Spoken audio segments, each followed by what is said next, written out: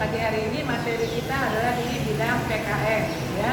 Pertama nanti ya tentang menjelaskan cara melestarikan bahasa daerah. Baru yang kedua, menjelaskan keragaman agama dan kebebasan beragama. Nah, baik yang pertama dulu kita dengarkan atau kita perhatikan. Nah, seperti yang kemarin sudah kita katakan, bahasa daerah itu adalah bahasa ibu, yaitu bahasa yang dari nenek moyang kita dari dulu yang sudah kita miliki di dalam keluarga. Nah, kemudian ini juga diakui oleh pemerintah, ya. Yang artinya kita bebas mengucapkannya, menggunakan dalam kehidupan kita sehari-hari. Nah, baik anak ibu, nah apa yang dikatakan di dalam bahasa daerah ini, atau bagaimana kita harus lakukan untuk bahasa daerah ini, ya? Artinya dia perlu dilestarikan. Mengapa? Nah, pertama katanya bangga saat menggunakan bahasa daerah. Ya benar, ya. Kita bangga menggunakan bahasa kita sendiri. Contoh saya orang Batak Simalungun, ya orang Batak lah secara umum. Nah, saya bangga menggunakan bahasa Batak saya. Ya, kemudian dimanapun saya ketemu sama teman-teman orang Batak, nah kita mau juga berkomunikasi dalam bahasa Batak. Itulah identitas kita. Ya, yang kedua menghargai teman yang sedang menggunakan bahasa daerahnya. Nah, ini juga sering kita dengar, ya, ketika kita bertemu dengan teman-teman di luar ataupun di sekolah. Nah, teman-teman kita itu berbahasa daerah, berbahasa Batak. Seperti yang Ibu katakan tadi. Nah, saya bangga. Nah, kita juga harus hormati, hargai mereka itu dalam bentuk berkomunikasi. Bila perlu kita juga ikut berbahasa Batak di dalamnya supaya merasa akrab, ya. Nah, baru yang ketiga, mau mempelajari bahasa daerah lain. Nah, ini satu lagi, ya. Bahasa daerah lain itu adalah juga kebanggaan bagi bangsa Indonesia. Contoh, bahasa Jawa kan. Nah, itu bahasa daerah orang suku lain. Tapi tidak salah kita untuk mempelajarinya. Ya, seperti Ibu katakan kemarin, ada tetangga saya orang Jawa. Nah, dia berbahasa Jawa. Saya berusaha untuk dengar dan saya ikuti. Ada tetangga saya juga orang Cina.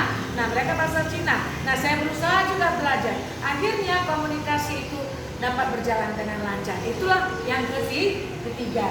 Dan keempat, tidak menghina bahasa daerah lain. Nah, itu tidak boleh, ya.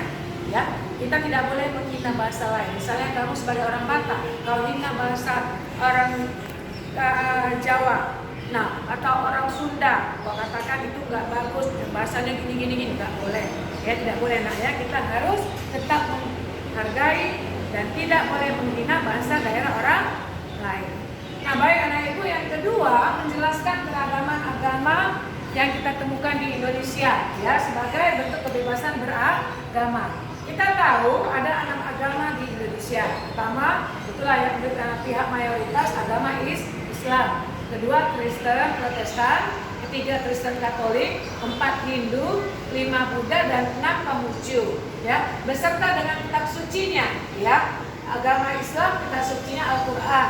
Kristen, Protestan, dan Katolik sama-sama Alkitab. Nah, baru Hindu itu adalah Weda, dan Buddha adalah Tripitaka, dan Konghucu itu Susu. Nah, inilah bentuk kitab suci dan agama yang diakui di Indonesia, ya, sesuai dengan keragaman yang ada di negara kita.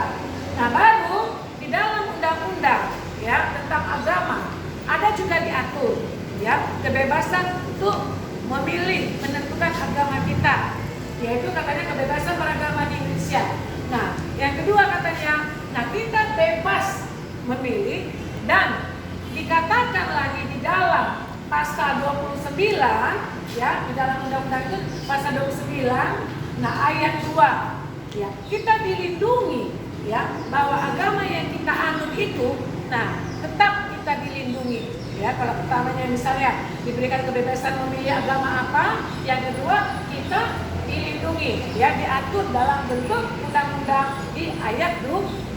Apa bunyinya di ayat 2? Negara menjamin kemerdekaan tiap-tiap penduduk untuk memeluk agama masing-masing, untuk beribadat menurut agama dan kepercayaannya. Jadi kalau kita misalnya mau ke gereja, nah kita masih dilindungi. Kita nggak usah takut beribadah, kita nggak usah takut berdoa, kita nggak usah takut menyaksikan kebesaran Tuhan kita kita kepada orang lain.